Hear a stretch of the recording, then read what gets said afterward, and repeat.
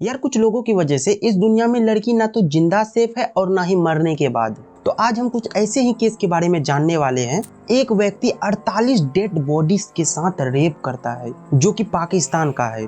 बात है 1990s की। पाकिस्तान के एक छोटे से गांव सरगोधा। इस गांव में ना ही उतना ज्यादा कुछ सुविधा था कि कोई व्यक्ति यहाँ पे काम करके अपने घर को चला सके। तो लोग कमाने के लिए बाहर आ जाते हैं ताकि वो अपने फैमिली के जरूरत के सामानों को पूरा कर सके। तो उसी गांव का एक लड़का मोहम्मद रियाज कराची के पास एक शहर जिसका नाम होता है लिकाताबाद।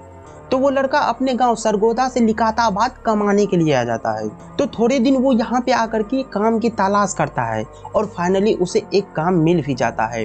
वो काम होता है कब्रिस्तान में पानी डालना और आसपास के बूढ़े लोगों का देखभाल करना। और उसी बीच और वहाँ रियाज की दोस्ती होती है वजीरा नाम के एक लड़के से। समय के साथ साथ ये दोनों बहुत ही अच्छे दोस्त बन जाते हैं। तो एक दिन रियाज शाम के समय में अपना काम कर रहा था और वो देखता है कि वजीरा एक कब्र के अंदर में जाता है और थोड़ी देर बाद उस कब्र से बाहर आता है। तो रियाज को कुछ समझ में नहीं आता है कि ये कब्र के अंदर क्यों जाता है और ये कब्र से क्यों आता है। अब रियाज ना नोटिस करता है वजीरा को कि वो डेली कब्र के अंदर शाम में ही जाता है और थोड़ी देर बाद बाहर आ जाता है। अब रियाज के मन में ये सवाल बहुत ज्यादा खटक रहा था कि वो क्यों जाता है कब्र के अंदर, वो कब्र के अंदर क्या करता है। तो एक दिन रियाज फाइनली वजीरा से ये पूछ ही लेता है कि भाई तुम कब्र के अंदर क्या करने जाती हो और डेली जाते हो, मैं तुम्हें देखता हूँ। तो वजीरा बताता है वो अक्सर कब्र के अंदर जाकर के बहुत घिनौनी काम करता है। दरअसल वजीरा सूरज डूबने के बाद कब्रिस्तान में जो भी डेड बॉडी को लाया जाता है वो उस पर ध्यान रखता था कि ये डेड बॉडी किसकी है, ये फीमेल की है या मेल की है। और अब ये सोच रहे होंगे कि वो कैसे पता लगाता था ये डेड बॉडी किसी फीमेल की है या मेल की। पाकिस्तान में ऐसा होता है कि किसी लेडी को अगर दफनाया जाता है तो उसके ऊपर में एक चादर दे दिया जाता है कि जिससे कोई ऊपर से इसे ना देख सके। तो वजीरा इसे देख करके पहचान जाता था कि ये डेड बॉडी किसी मर्द की है या किसी औरत की।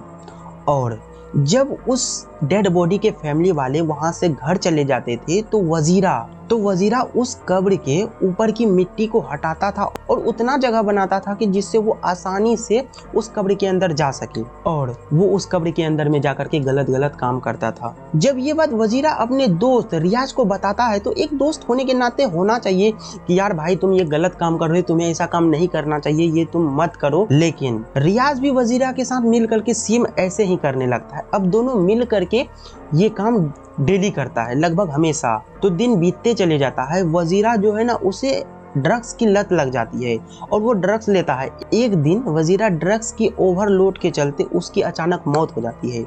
अब रियाज अकेला बच जाता है। अब रियाज अकेले ही उस काम को अंजाम देता है क्योंकि उसे आदत लग गया था और उस काम को अंजाम देता है। वो साल 2 साल तक ऐसा ही करते रहता है। बात है एक दिन की अक्टूबर 2011।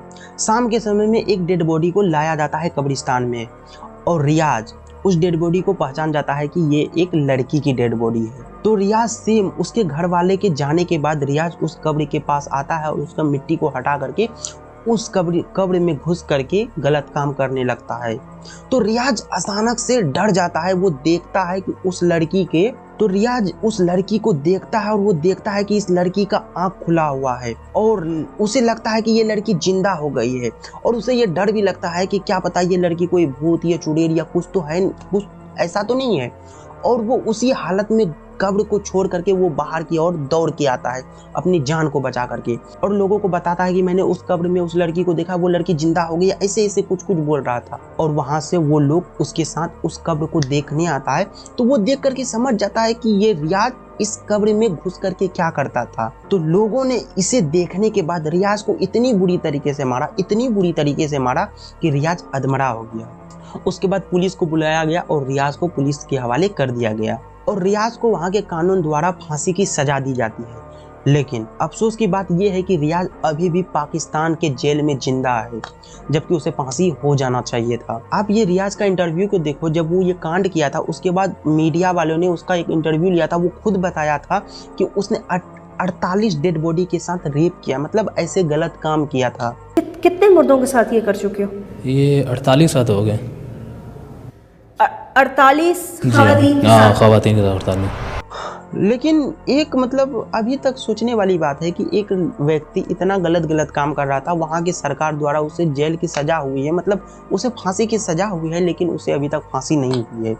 ये कानून व्यवस्था बहुत ही ख़राब है, ऐसा नहीं होना चाहिए। नहीं तो और भी आदमी को ऐसा देख करके मन में आ जाएगा कि यार उसको तो कुछ नहीं, वो अभी जिंदा है, मौज है, जेल में है, और भी कोई कर देगा। लेकिन नहीं, ऐसा नहीं होना चाहिए। आप कमेंट करके ज़रूर बताना कि ऐसे इंसान को जेल होनी चाहिए, उम्र कैद की सज़ा या फांसी। आप कमेंट करके ज़रूर बताना। और ऐसा माना जाता है कि अगर किसी व्यक्ति को डेड बॉडी से लगाव हो जाता है, मतलब उसे गलत काम करने का मन करता है, तो उसे एक तरह का बीमारी होता है, और उस बीमारी को कहा जाता है नेक्रोफिलिया, जो कि बहुत सारे ऐसे केस आए हैं। जापान से भी आया है, पाकिस्तान से 2022 में भी आया है कि ऐसे ही सेम इसी टाइप के लोग डेड बॉडी के साथ गलत काम करता है।